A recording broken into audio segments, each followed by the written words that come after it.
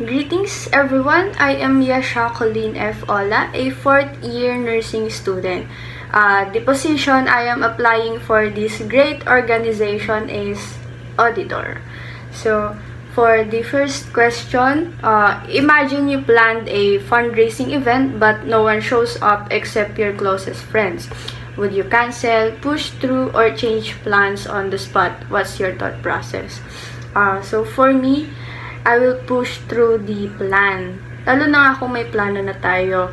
If kailangan kong mag-adapt into a smaller crowd since unti nga lang yung pumunta, like closest friends, I will adapt on that. If yung idea or plan is hindi na nag-a-align, pwede ako mag-isip ng bago pang ideas or pwede rin ako mag-ask doon sa mga pumunta lang kasi it's about helping nga and collaboration with ideas. Since we are called Nightingale's Creatives, we will use that creativity.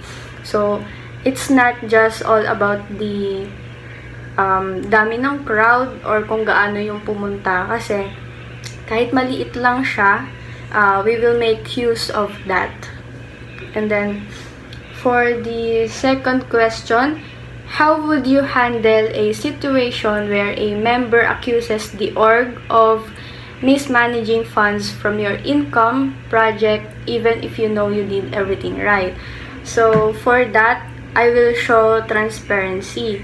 So, ako, may experience ako from pagiging auditor.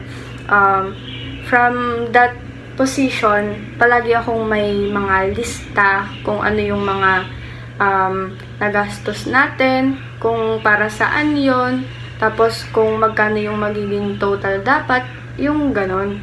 I will show that through honesty and communication. And syempre, I'll always listen sa mga concerns and reply to that respectfully.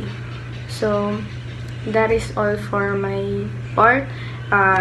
Thank you for listening.